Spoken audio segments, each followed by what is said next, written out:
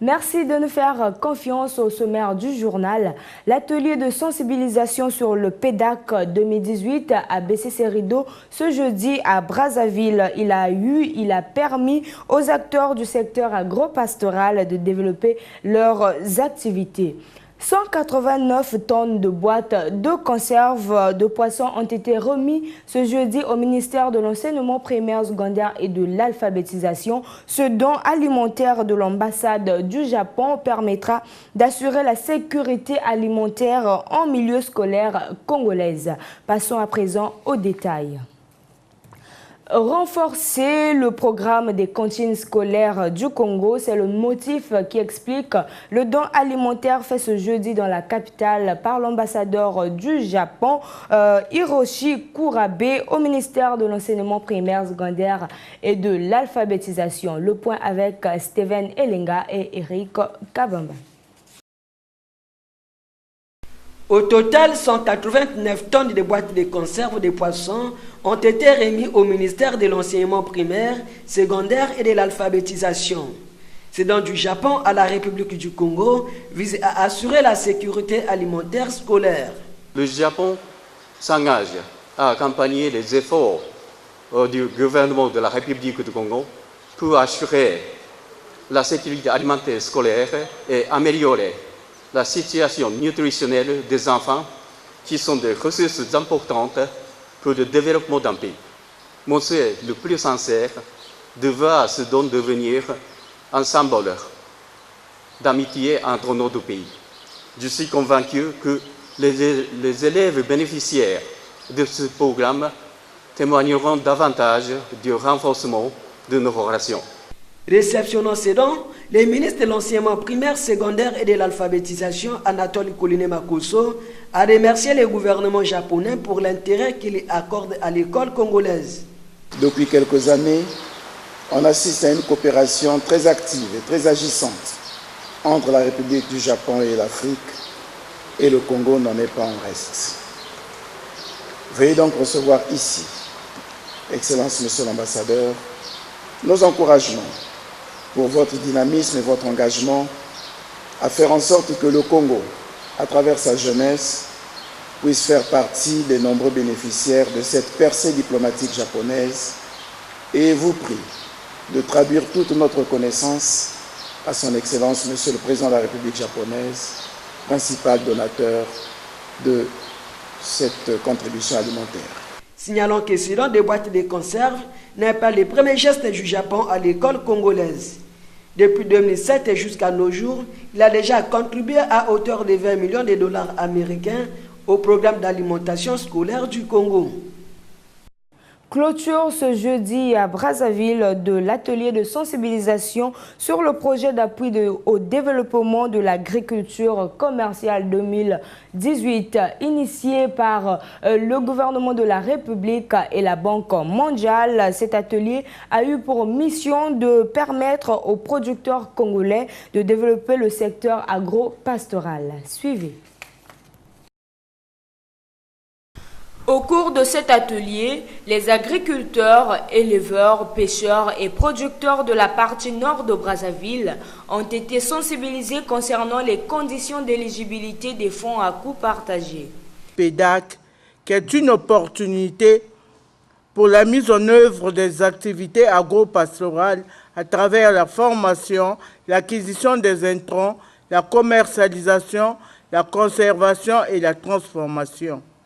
Le fonds à coût partagé du PEDAC, c'est l'assistance du gouvernement aux producteurs agricoles congolais qui associe les subventions du PEDAC et l'apport financier des producteurs. Ce projet permettra d'accroître la productivité et améliorer la commercialisation des produits agro-pastoraux tout en renforçant les accords commerciaux entre les groupes de producteurs et les acheteurs, puis développer les infrastructures de base. Après les producteurs de la zone sud, l'opportunité est offerte aujourd'hui aux producteurs et transformateurs de la zone nord pour écouter, échanger et comprendre afin de tirer profit de la mise en œuvre de ce projet. Au terme de cet atelier, le PEDAC demande aux groupements de producteurs et aux micro, petites et moyennes entreprises d'avoir un statut juridique, un compte bancaire et un historique de production et de vente de moins 2 ans. Poursuivons ce journal. Après un séjour de travail à Oyo dans le département de la Cuvette, le président de la République, Denis Sassou Nguesso, a regagné Brazzaville ce jeudi en fin de matinée. Les détails avec Ange Clotaire. Sous la pluie, l'avion présidentiel qui se pose sur le tarmac de l'aéroport international Maya Maya ce jeudi matin signe la fin du séjour du chef de l'État congolais à Oyo dans le département de la Cuvette. Au bord de son alima natal, Denis Sassou Nguesso a d'abord eu rendez-vous avec la mémoire à l'occasion de la fête dite des morts. Moment chargé d'émotions et de souvenirs au cours duquel il a témoigné son affection à l'égard des proches se trouvant au-delà du rideau du temps. Edith Lucie Bongo Ondimba, Julien Nguesso, Emilienne Mouebara, on en oublie forcément. Et tout récemment, dans un tout autre cadre, le général Jacques Morlende dont il a assisté à la mise en terre à Bunji. Une autre incarnation de la mémoire, les sages et notabilités des départements du Niari et de la Cuvette qui sont venus à Oyo réaffirmer au président de la République leur attachement aux valeurs de paix et d'unité. Ensuite, le chef de l'État a eu rendez-vous avec la diplomatie, un de ses champs de prédilection à la faveur de la visite de la nouvelle secrétaire générale de l'Organisation internationale de la francophonie, Louise Mushikiwabo, venue rendre à César ce qui est à César et à Denis Sassou Nguesso ce qui est à Denis Sassou Nguesso. Ce dernier a en effet apporté son soutien inconditionnel à la candidature de la Rwandaise au cours du dernier sommet de l'OIF à Erevan en Arménie. Bonne entente avec l'OIF et sa nouvelle promue. Bonne entente aussi avec le Cameroun qui a envoyé des émissaires chez Denis Sassou Nguesso après l'ouverture d'un consulat du Cameroun à Ouesso. Le chef de l'État a aussi reçu dans la foulée un émissaire du président soudanais, Omar El-Béchir. Enfin, rendez-vous avec l'écologie à l'occasion de la Journée nationale de l'arbre. Initiée par le président de la République, cette journée vise à réconcilier l'homme avec la nature afin qu'elle ne soit pas une menace pour lui et pour sa postérité. Mémoire, diplomatie, écologie, le triptyque est symboliquement saisissant. 11 novembre 1918 à 11 novembre 2018, cela fait jour pour jour 100 ans que prenait fin la Première Guerre mondiale. Cette 100e commémoration en France connaîtra la participation du président de la République, Denis Sassou Nguesso, invité par son homologue français Emmanuel Macron. Le commentaire est de nos confrères de la presse présidentielle. 11 novembre 1918, 11 novembre 2018, il y a jour pour jour un siècle que prenait fin la Première Guerre mondiale, qui aura duré 4 ans et montré à l'humanité ce qu'elle avait de horrible.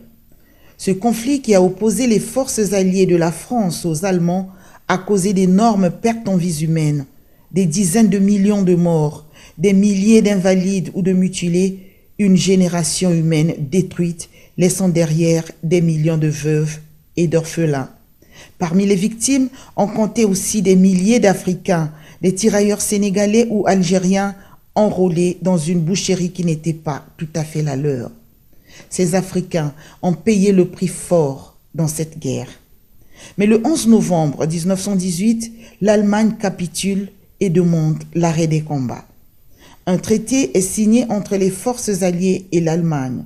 Le cessez-le-feu est effectif, entraînant des volées de cloches et de sonneries annonçant l'armistice. L'armistice qui provient du nom latin arma qui signifie arme et du verbe latin sistere qui veut dire arrêter, autrement dit, c'est la suspension des armes ou alors l'arrêt des armes. C'est donc cet événement vieux de 100 ans que la France s'apprête à célébrer ce 11 novembre 2018. À Paris, une grande cérémonie sera organisée à l'Arc de Triomphe où sont attendus plus de 100 chefs d'État, de gouvernement et de dignitaires étrangers. La République du Congo sera également représentée à ces commémorations par son président Denis Sassou Nguesso qui a été invité par son homologue Emmanuel Macron. Une invitation qui traduit l'excellence des relations entre les deux chefs d'État et qui efface de facto toutes les spéculations qui faisaient état de gros nuages entre la France et le Congo.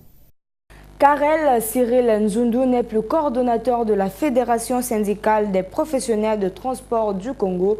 Il est désormais président du SIDRACO, syndicat des transporteurs et activités connexes, une fédération qui vient de voir le jour. L'annonce de sa nomination a été faite ce jeudi à Brazzaville au cours d'un point de presse. Steven Elenga et Eric Kabamba. Au cours de ces points de presse, Karel Cyril Nzundu a d'abord évoqué les raisons qui lui ont poussé de démissionner de la Fédération syndicale des professionnels des transports du Congo. Parmi ces raisons figurent la mauvaise gestion, le non-respect des textes, le tribalisme. Nous avons hier lutté, milité auprès de nos amis dans une fédération que vous connaissez tous. Et depuis lors, nous avons décidé de quitter la fédération, d'évoluer dans notre coin, de nous regrouper, d'intégrer un autre mouvement, un mouvement qui devrait nous regrouper tous sans tenir compte de certaines différences comme c'est fait dans d'autres syndicats. Mais nous avons voulu d'un syndicat plus responsable, plus libre et plus démocratique, où les gens ont la possibilité d'évoluer sans qu'il y ait d'anicroche ou des corps conjoints envers les uns et les autres. En prenant la tête du syndicat des transporteurs et activités connexes, Karel Cyril Nzundu croit en l'avenir. Aussi, il promet de continuer à travailler pour l'amélioration des conditions de travail des transporteurs. Au niveau du SIDRACO, il y a un regroupement de l'ensemble des transporteurs de notre pays. Nous avons le secteur de transport routier, ce qui fait partie même, si nous avons tout de suite accepté d'intégrer le SIDRACO, il y a parmi les raisons la recommandation aussi de l'ITEF. Lorsque nous sommes sortis du congrès de l'ITEF, il a été recommandé aux pays africains de créer des organisations capables de regrouper les transporteurs, et ces organisations seront en mesure, puisque l'ensemble des secteurs étant représentés, ils seront en mesure d'envoyer chaque secteur aller représenter son secteur sur le plan international. Le président du SIDRACO a par la même occasion fustigé les comportements de ses anciens collaborateurs qui vont les dénigrer dans les mairies d'arrondissement et commissariats de police. Ainsi, il a exhorté ses collaborateurs à résister à la tentation et dénoncer tous ceux qui viendront les menacer à la force publique. En culture, littérature, démocratie et pouvoir, c'est sur ce thème qu'a été célébrée la 26e journée internationale de l'écrivain africain. Une occasion à la littérature de rendre hommage à tous les écrivains de ce continent. Et à cet effet, nos reporters ont prêté leur micro à deux des écrivains congolais au sujet de l'importance du livre et des difficultés auxquelles ils sont confrontés dans l'exercice de leur métier. Barol Bakabula et Anthony Ngonza nous en disent plus. Nous l'avons rencontré dans son bureau de travail, l'écrivain congolais Raymond Loko, auteur de 10 ouvrages, entre autres La République en jaune, L'héritage de Meya et Les sinistrés de l'au-delà. Ici, il nous explique sur l'importance et le choix du thème de la journée internationale de l'écrivain africain. Littérature, démocratie et pouvoir. Bon, ça devrait normalement interpeller chaque écrivain pour regarder si nos pays africains sont réellement démocratiques ou encore sont réellement en pleine démocratie, ou encore si la démocratie que nous exerçons, c'est celle-là qu'il faut pour l'Afrique, parce que tout ça, ça fait des questions. Est-ce que la démocratie que nous avons importée là, c'est la démocratie qu'il faut pour notre continent?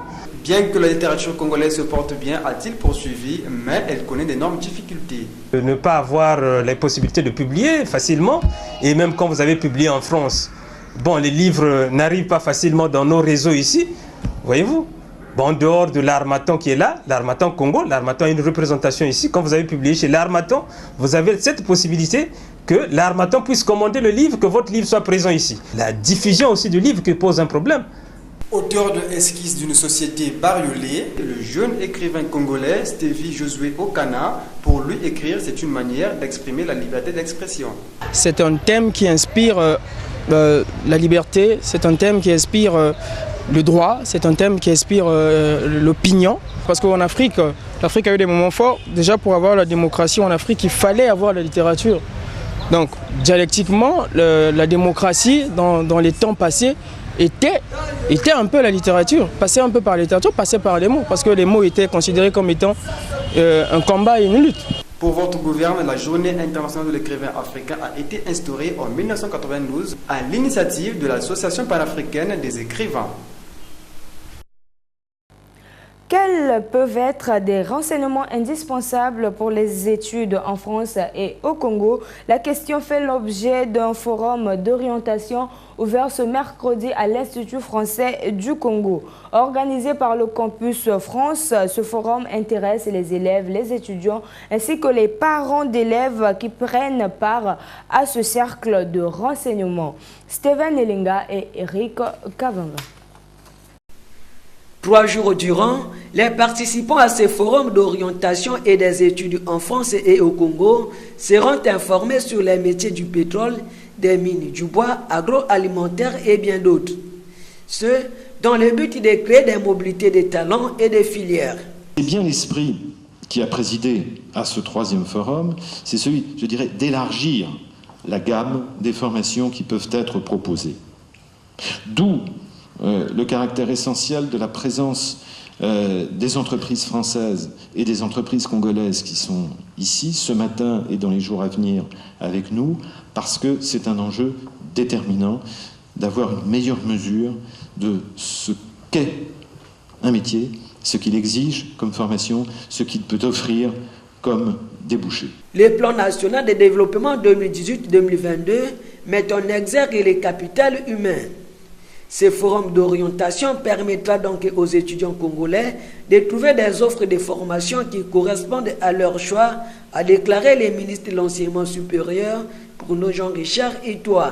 Aujourd'hui, l'interpellation la plus forte exprimée à travers le plan national de développement, au-delà de la gouvernance que nous avons placée au premier plan des priorités, c'est celle du capital humain, des ressources humaines, donc de l'éducation et de la formation. Nous devons à tout prix faire en sorte que l'homme et la femme congolais soient nos premiers atouts de développement. Pour ça, il faut qu'ils soient compétents, il faut qu'ils aient des capacités, il faut qu'ils aient des métiers, il faut qu'ils aient la connaissance, il faut qu'ils aient du savoir-faire. Et ça s'acquiert dans la formation et l'éducation.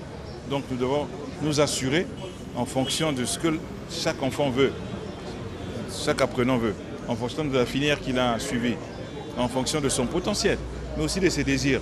On doit s'assurer qu'il sera à la place qui est la plus utile pour la société. C'est ça l'orientation. Au cours de ces forums, les participants auront droit aux tables rondes, conférences, ateliers et visites des stands des entreprises proposant plusieurs opportunités. Merci d'avoir suivi ce journal réalisé par l'ensemble de la rédaction. À très bientôt.